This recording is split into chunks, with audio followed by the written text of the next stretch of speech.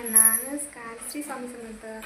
तर आज आहे गुरुचरित्र पारायणाचा माझा पहिला दिवस आणि सगळी तयारी झाली आहे आणि पहाटे करायचं होतं, पण पहाटेचं नियोजन होणारच नव्हतं कारण की एकदा वाजायला बसले 2-3 तास लागतात आणि आरवला 8 वाजता स्कूलला वगैरे सोडायचं, त्याचा टिफिन वगैरे सगळी तयारी. त्यामुळं मी सकाळीचा टायमिंग न चूज करता दुपारचा टायमिंग चूज केलेला आहे. सगळं काम वगैरे आवडलं आहे आणि उपवास धरला आहे कारण पोथी वाचल्याशिवाय काय खायचं नाही आहे. त्यामुळं मग मी सगळी तयारी केली आणि आता वाचायला बसणार आहे. तर बघा मला साधी सिंपल मी पूजा मांडली आणि मी खूप दिवसांनी व्हिडिओ करते आहे, त्यामुळं प्रत्येक व्हिडिओमध्ये मी चुकून मोबाईल आडवा पकडायचा उभाच पकडते आहे आणि सगळे व्हिडिओ माझे चुकीचे व्हिडिओ शूट होत आहेत, पण तरीसुद्धा जशी व्हिडिओ शूट केले तसे दाखवते. तर बघा स्वामी इतके छान दिसत आहेत, सुंदर दिसत आहेत.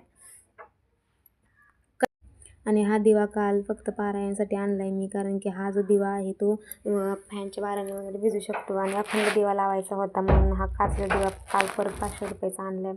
आणि गुरुचरित्र पारायणाचं पुस्तकसुद्धा माझ्याकडे नव्हतं, तर तो ग्रंथसुद्धा काल आणला.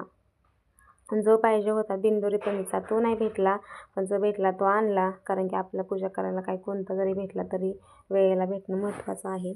तर मी सगळं आवरून पोथी वाचायला बसले होते आणि गुरुचरित्र पारायणाचा अनुभव पहिल्या दिवशी खूप चांगला होता माझा. वाचायला थोडा कंटाळा आला 4 तास बसल्यामुळं, पण एवढं काही वाटलं नाही कारण मला सवय वाचायची, त्यामुळं एवढं वाटलं गेलं नाही मला काही. तर आज पहिला दिवस होता.